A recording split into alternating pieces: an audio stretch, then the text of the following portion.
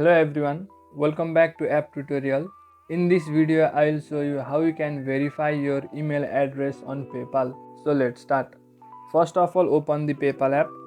After you open the app, tap on the profile icon on the top left of your screen. Just below your name and email address, you will find this complete your profile section where it will be asking you to confirm your email address.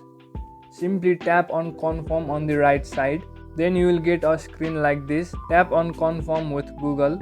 Then you have to select your email address.